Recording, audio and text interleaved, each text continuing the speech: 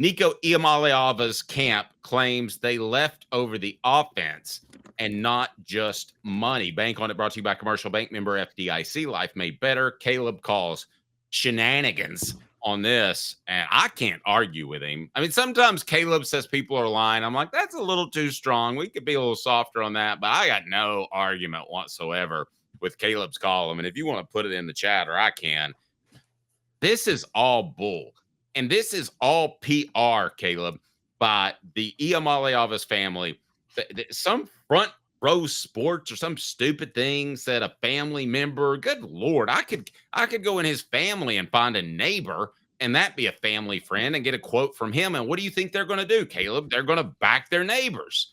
So there was some report that it was all about personnel, or it was all about the scheme. Well, Caleb, that doesn't ring true when you go to UCLA, who runs about the same thing that Tennessee does, just not as good. Yeah, this is a flat out lie. I'm just going to say this is, and I'm with you. And I usually don't go that route, but yes, it's a flat out lie. Yes. So let's, and by the way, I want to point orchestrated public relations thing. I'm sorry. Yeah, and let's put this out here. A few things. They tried to not only, and here's what was so low about what they did. They threw Tennessee's receivers under the bus in this front office sports quote, because I'm going to pull the full quote real quick. Basically, according to front office sports, what they're saying is that this is their claim, is that they wanted Tennessee to tweak the offense. It was about the offensive scheme Tennessee ran. They didn't like it. They didn't feel like it was a good fit. And then they said they wanted Nico Iamaleava to get more receivers. They said they wanted better receivers for Nico Iamaleava. Now, this is such a lie on so many fronts, because one, I can just tell you guys straight up right now, UCLA has worse receivers than Tennessee. There was an implication there that they wanted better protection. For the record, when it comes to protection, guys, Tennessee went in the transfer portal in the offseason and added 2 offensive linemen in the transfer portal. So that's obviously a lie, because they went to a school that is 108th in pass blocking last year. So let's break all of this down real quick, because I want to point this out. TJ Houshmandzadeh, who is close to the Nico Iamaleava family, said this on his YouTube channel on Saturday, and he said Tennessee is lying, and he said it was about the offense, and he quoted former players for Tennessee coming back saying the offense hasn't prepared them for the NFL. Now, look, I'll be upfront. That's certainly true. Dave knows players who said it. We have said this offense doesn't prepare you for the NFL, and it just doesn't. That's the nature of the offense. But Dave, Nico Iamaleava committed to Tennessee in 2022. You had Josh Heupel's first year at Tennessee in 2021. You had his body of work as 3 years of head coach at UCF from 2018 to 2020. And you had his 2 years as offensive coordinator of 2017 and 2016 as evidence of the offense he runs. You're not shocked if he's not running a pro-style offense that doesn't develop you for the NFL.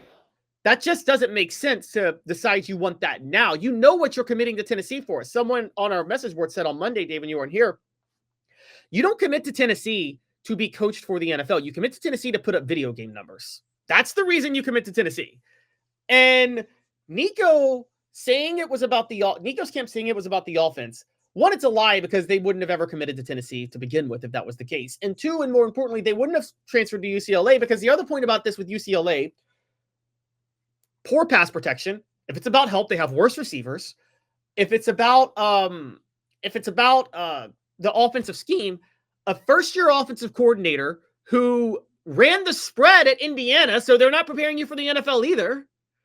Everything about this is such an obvious lie in an attempt to save face, and it's honestly, it's so bad. I'm going to go here, Dave. I'm going here. This is you have to be dumber than Butch Jones was when he thought we believed Chi Tuttle landed on a helmet to think that people are going to believe what you're saying here. Okay, I'm going to play devil's advocate. Okay, you and I completely agree.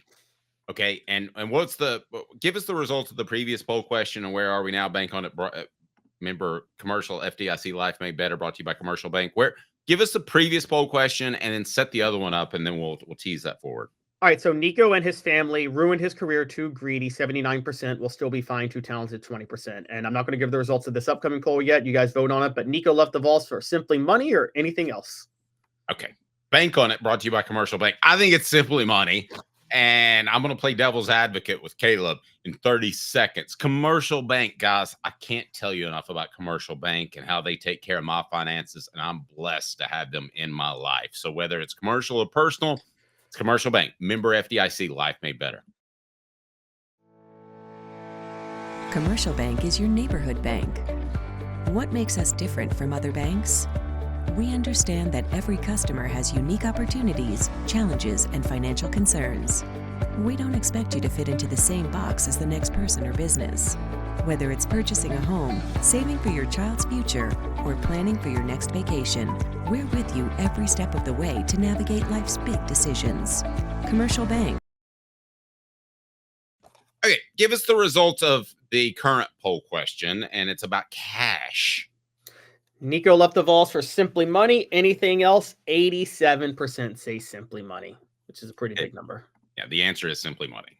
If you haven't made your vote yet, just go ahead and click on Simply Money. Go ahead and click on the like button. If you haven't subscribed, do that as well. We got a record number of off-season subscribers, and we appreciate you.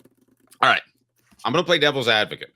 So throw the first assertion at me, and that is he's going to the same type of offense. Well, you don't have to orchestrate. So, okay. Well, you're making my case if he's going to the same type of offense. Okay. I'm going to argue that those type of offenses are prevalent in college football, that he feels like he can make a more seamless transition, and that quite honestly, he didn't have the interest that he thought he would, and he doesn't have a plethora of options, some of which would be a pro-style offense.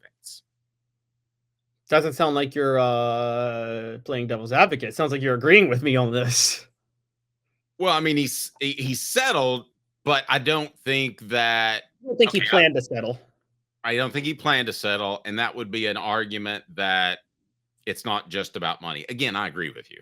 So, I mean, I'm just trying to play devil's advocate here. Yeah. Okay. If he was forced to settle at UCLA, which is a fair argument with that, and maybe you were thinking that they left and they were looking for a better offense. The reason it's still a lie to me is because there was no secrets about Josh Heupel's offense the day Nico Iamaleava committed to Tennessee in 2022.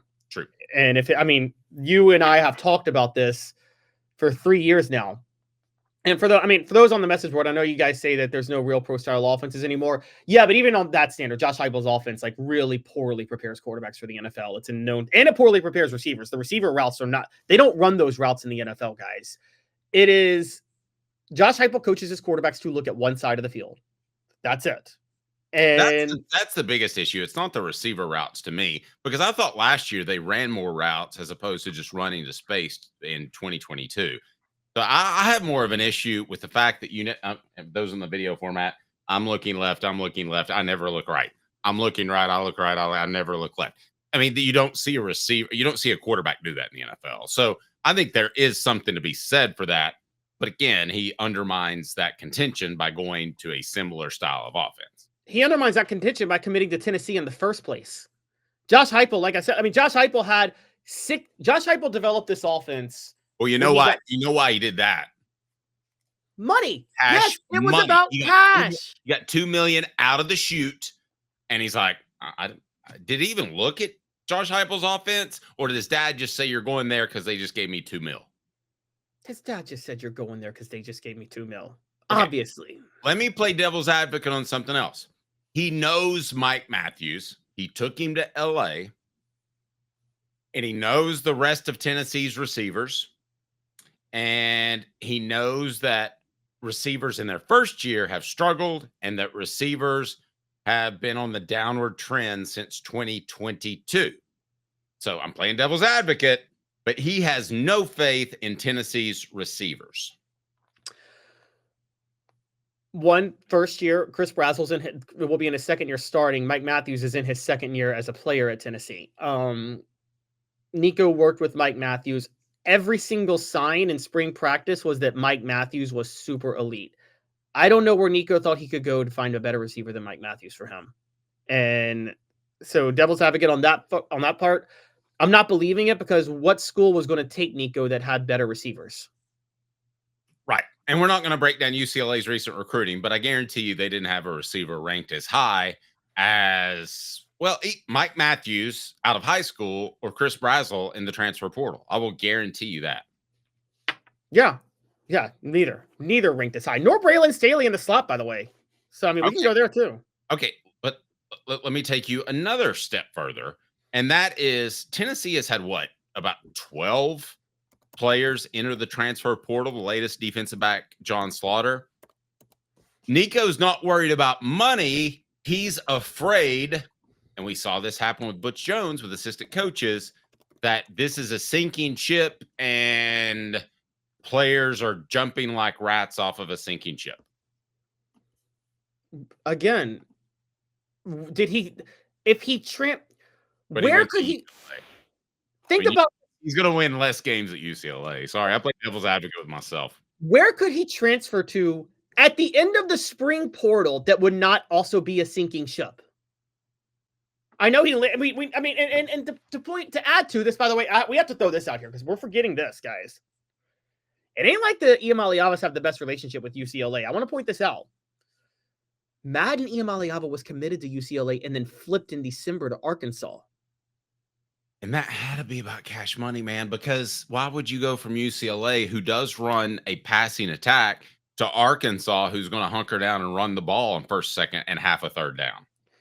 You can maybe say Bobby Petrino, and that's it. But like the being at Arkansas, but the problem is, why would Nico go to UCLA if Nico's dad's like forced his younger son to flip from UCLA? I mean, when Madden committed to UCLA, we were like, oh, the lesser quarterback committed to the lesser program. And now Nico's at the lesser program.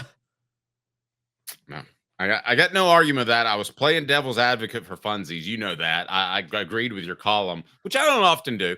100%. Caleb and I don't always see things the same way. But this was all about money. This was all about settling. And it's just hard to see it any other way.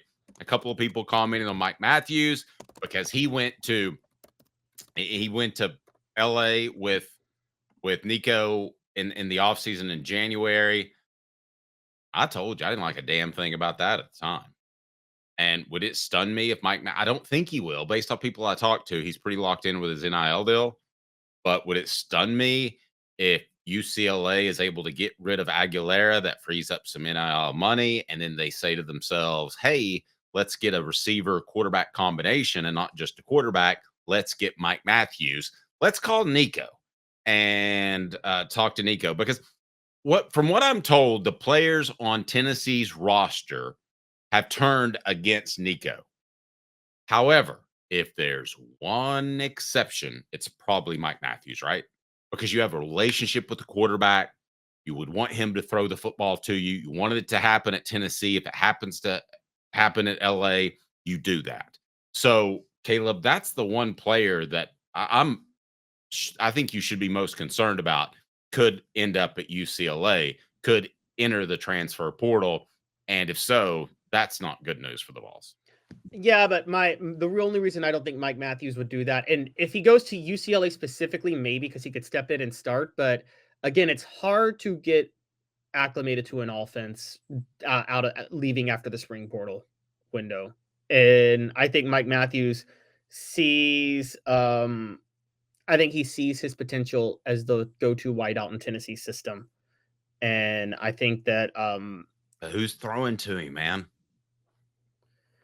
I mean, that's a question. That's a very good question. But I mean, we'll talk about it later in the program. There are some options for Tennessee at quarterback, but I'm going to go out on a limb and say this. And this is going to be one of my hotter takes, Dave. Hot. And I'll write a column on this later.